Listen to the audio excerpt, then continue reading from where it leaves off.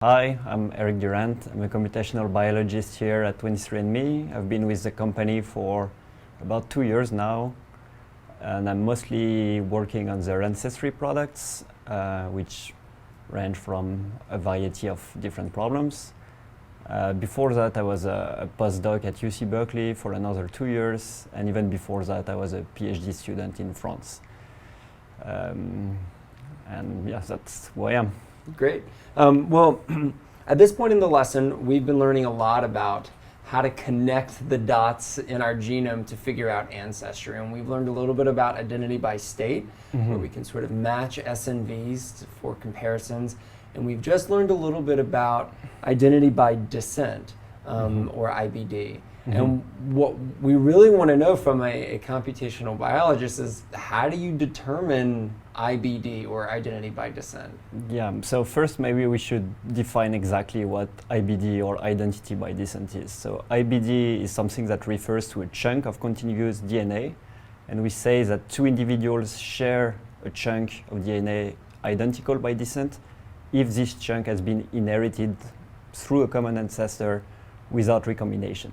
It means that you inherited these segments from the common ancestor, however far back it was in the past, and it was never broken by a recombination event during meiosis. So if you want, the simplest example of identity by descent maybe is between a parent and his child, where because of the way, if I refer you back to high school biology, because of the way chromosomes are inherited, a child will inherit one chromosome exactly from each of his parents. And so a child is 50% identical by descent with his parent, and in this case, a common ancestor is the parent himself, and the child is 50% IBD with the parent. And so it doesn't matter how big the segment is. The segment can be the whole length of the chromosome itself, or anything shorter than that. Exactly. So if you only look one generation back in time, the segment will cover a full chromosome in the child. The full chromosome in the child will be identical by descent with his parent. If you go one more generation with a child is about 25% IBD with each of his 4 grandparents, but there already the 25% is only approximate, and it can vary. You can be more IBD, you can share more IBD with one grandparent than with another, just because of the way recombination occurs. I see. So there may be an average IBD, but it doesn't have to be exact, because, like you say, the recombination doesn't happen in the same place every time. Exactly, and also because of our ability to detect it, there is some error, some statistical error around the estimation of IBD, which in the end will lead to slightly different estimates. And the further in time, and the more variation you have between those percentages, and also the segments become, and the harder to relate IBD and IBS. IBD for this first observes the recombination process. It would be great if or tells us, well, this is where recombination occurs. But and even worse, we don't even know the genealogy that relates to individuals. Even if they're kind of closely related, if they're second cousin, most people just ignore the tree. You don't know how far back in time, and you don't know where the main problem is that you cannot from the data, you can which is IBS, identity by state. You can definitely detect segments between individuals that are or roughly. So this is an IBD algorithm works. We start by and finding long segments of IBS, and that gives us some kind of candidate pool of IBD segments, and then we apply various filters from these sets to extract the IBD segments. And those filters are varied. They depend on the length of the segment, meaning that it's pretty unlikely to have a very long IBS segment that was not inherited by a common ancestor.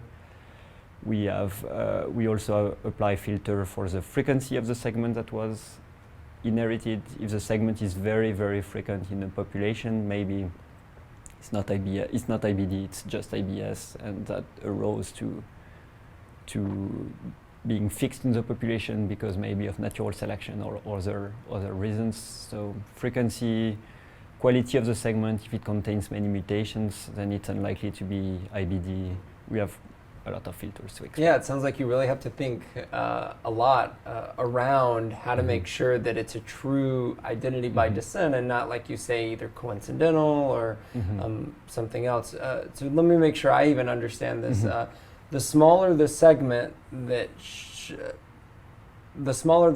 appears to be commonly shared, the more likely it could be that it's just a match of identity by state by chance with someone random in the population. That's correct. So maybe I should clarify the definition of IBD a little bit, because under the definition I gave, actually everyone is IBD everywhere, just because we all have a common ancestor if we go far enough back in time. So when we talk about IBD, we usually restrict ourselves to the recent past, say, I don't know, a few tens of generations, maybe 1,000 years. And what's beyond this point, we just don't have the power to decide anymore if it's IBD or not. But if you look small enough, everyone is IBD everywhere. Right? How difficult are these algorithms to write to actually, essentially predict or infer IBD? So they're pretty sophisticated now, and the difficulty comes mostly from the fact that these algorithms need to be fast. So the main computational challenge with IBD is that the problem is fundamentally quadratic, meaning that we want to compare all pairs of individuals within our dataset.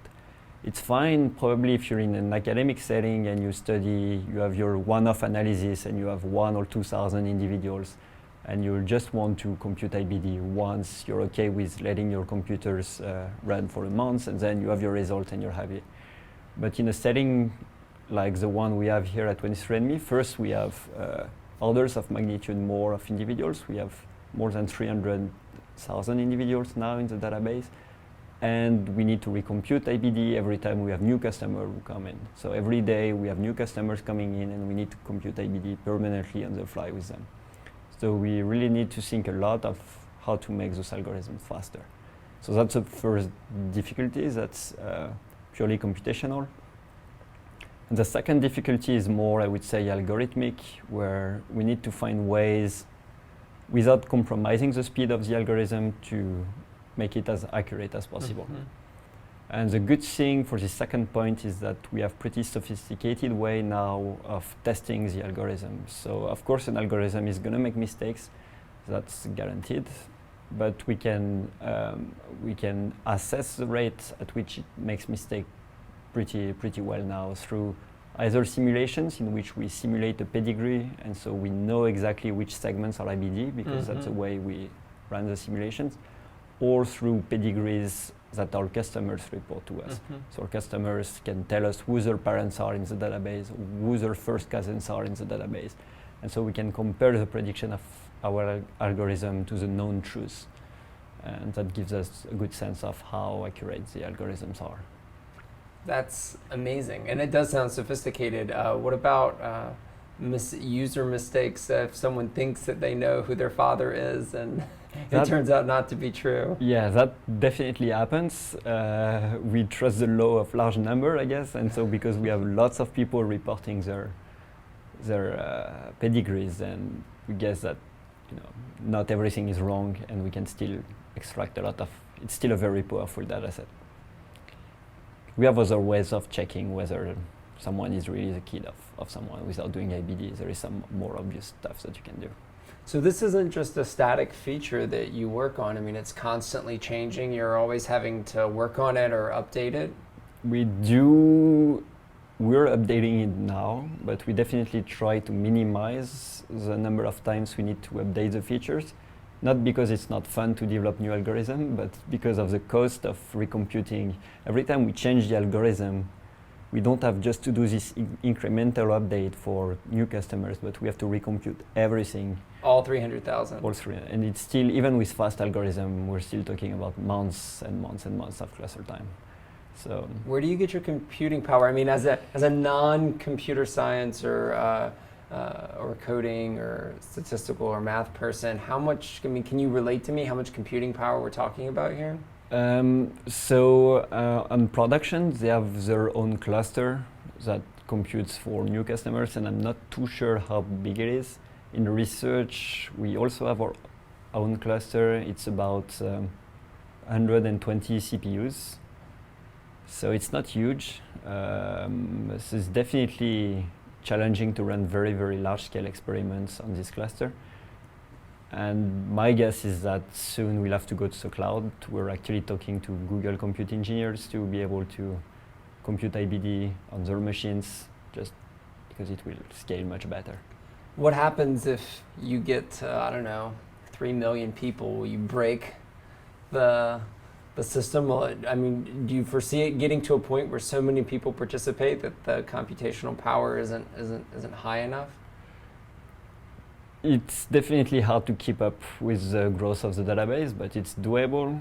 And the fact that we build our algorithms to be incremental means that it's pretty easy for us to separate the customers into smaller batches and run on each batch and get the job done. But yeah. Well, speaking sort of more on the computational side of things, I want you to talk to us for a minute about what computational biology is sort of all about. I mean, you have a particular job at 23andMe, which you seem to really like, but to, let's say, budding geneticists, young, middle or old people, interested in genetics and looking for maybe a job or career change, what is it about computational biology that's appealing or useful? Well, so a computational biologist, I think, is always someone who's trying to develop or at least to implement computational methods to analyze biological data. So in my field, in genetics, even in my field, there is a wide variety of different data and a wide variety of different applications. So a computational biologist could be someone developing pipeline to analyze whole genome sequences, for example, just from the raw data to the alignment to calling the SNVs from the raw data and just process the data so it's ready for statisticians, for example, to try to further process it. Could be someone like me who's, for me, a very big part of my job is machine learning. So it could be someone who's really interested in machine learning and trying to extract sense from the data directly. It comes from the realization, I think, that the amount of genetic data is huge and growing really fast. And even maybe more problematic is the complexity of the data. Like, any single phenotype is going to be influenced by, not any single, but many phenotypes is going to be influenced by a lot of different genes. It's very, very hard to find exactly the structure in the data. So machine learning is one way to tackle the problem, and I think it's a way that's proved successful already. So yeah. And it sounds, based on what you're saying, that, the information age is just growing bigger and bigger, especially in the world of genetics. So the need for understanding and the need for people who can actually use this information and this data is really important. Yeah. How often do you find the biologists, the trained geneticists or biologists, understand enough coding or computer science to move forward versus how often is it that it's the math and computer science people who are learning the biology to help out? Which direction is it normally? So here at 23andMe, I think it's safe to say that all the computational biologists came from the computer side of things. They have training either in computer science or in math or in statistics, and they learn biology later as a fascinating application field for data scientists, basically. And so as biology and genetics grows, you think there will be an opportunity for many more computational individuals who are interested to sort of learn genetics and biology and apply that? Yes, definitely. I honestly think that biology is the science of the 21st century, nothing less. And it will change everything for most people. It will revolutionize medicine, being preventive or personalized. it will, yeah, it will basically change the daily life of everyone, I guess. And we need more people, and I think many more jobs are going to be created around computational biology. Can you talk to us maybe a bit about, just in general, the type of coding you've done while you worked for 23andMe, or even beyond 23andMe? You mentioned that you've worked on Ancestry and specifically IBD. Are there other aspects that you worked on as well? So I developed another features at 23andMe called ancestry composition, which goal is to find the origin of segments, not as precise of finding who you share it with, but where does it come from. So it could come from some part of Europe, it could come from some part of East Asia or some part of Africa. So here we applied very different methods. The type of coding there was very much the machine learning type of coding. So it's a lot of numerical analysis where you're trying to predict classes for your data. So it's a lot of, you end up developing a lot of optimization problems. A lot of dynamic programming is involved in this kind of problems. For example, when you code hidden Markov model to relate adjacent chunks of DNA, then there is some very well-known dynamic program that you need to implement to make this thing fast and to be able to optimize it to fit your data as well as possible. Mm-hmm. How do you think the future of biology and genetics looks with regards to computer science and computational biology? Do you think there's going to be a big need for geneticists in general and people who study biology to learn these skills as they go along, or do you think they're just going to need to partner up with other people who know them? I think you could defend both point of view, obviously.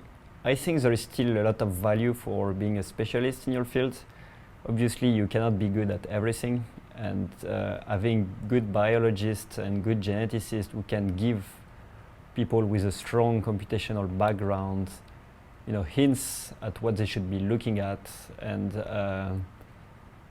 advice on what is important in the field, what is the problems we need to solve first, is definitely very valuable. So I think there is still room for pure biologists, definitely. Well, tell us a bit more about your background. I mean, how did you get interested? Well, first I should ask, how did you get here? What did you study in school, and how did you get interested in it? So my undergrad was in applied math and computer science.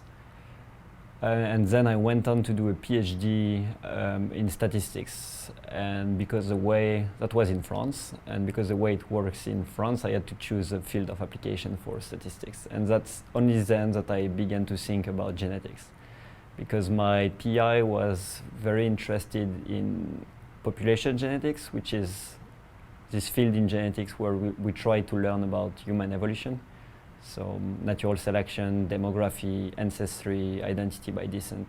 So then I became interested as well, and I developed a statistical learning method to learn about the genetic structures of populations. After my PhD, I decided to do a postdoc here at UC Berkeley because I had a very good opportunity with someone very famous in the field of population genetics. And there I was lucky enough to work on the first draft of the Neanderthal genome. So oh, wow. I actually had the first full Neanderthal genome sitting on my hard drive, and I could just do my stuff with it, anything I wanted. That's awesome. And I contributed to develop methods that estimated the amount of Neanderthal DNA that modern humans have today. So that was a pretty fascinating project. So no big deal, right?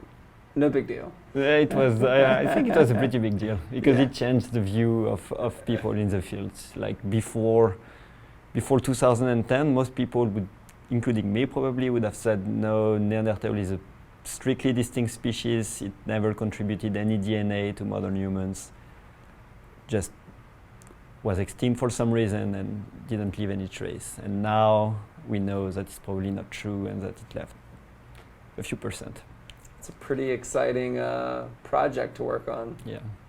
And then I always knew about 23andMe. I've known about them since they started almost in 2008. And so when I was there, I was local, and so I knew that it was a good opportunity to apply. And so there was this job opening. They were advertising for a computational biologist position. At first, I didn't know exactly what it implied, and so I sent my CV, was interviewed, and got the job. And since then, it's been amazing. And here you are. Yeah. So it sounds like you had a major interest in, basic math, a love for math, computation, which sort of blossomed into, an applied or an application in biology. If there was somebody watching this interview right now and they're really intrigued about how biology and computer science and math, statistics work together in a particular job, what advice would you give them to study in school? What would you recommend that they do, and maybe where would you recommend that they seek career advice or work from? Yeah.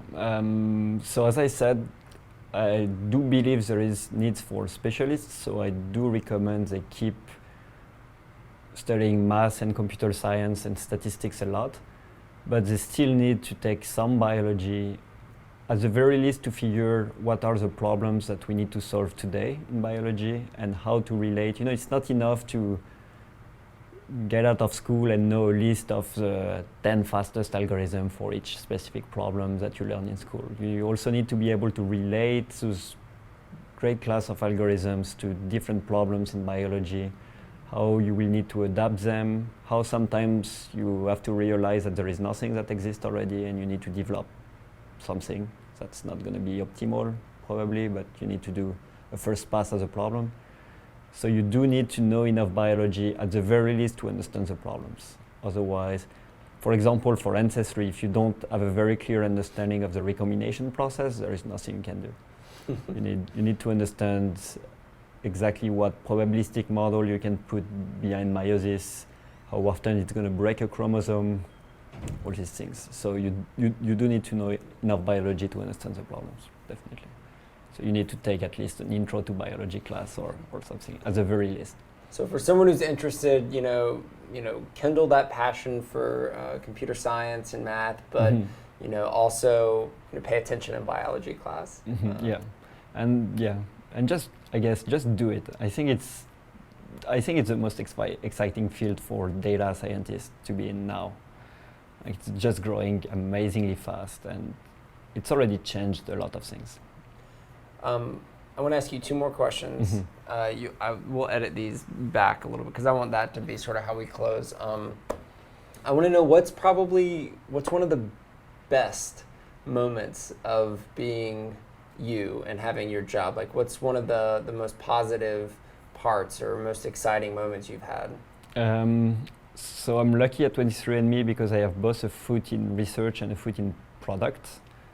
And I think the most satisfying moment is when you pull your research to make a product out of it, and when you see customers start to use it. And then, if you're interested in science and you publish a very good paper, you're super lucky, you get 1,000 citations, it's already kind of a lifetime achievement. But here, if you make a product out of your research, it's going to be seen by hundreds of thousands of people instantly. And they're going to react about it, they're going to talk about it, they're going to give you new ideas about it, they're going to find bugs you never thought you had in the first place. Just because 300,000 pairs of eyes, it's much more than yours. So that's definitely very satisfying. And what would you say is probably one of the most difficult or challenging aspects of what you do? That's a good question. I guess testing is probably the hardest. Yeah, everyone believes they write good code. Everyone believes their code is fast, but not everyone tests enough, especially when you're in a production setting where you're going to put a lot of stress on your algorithm. So the most difficult part, I think, is to make sure everything works as intended. It's going to stay fast.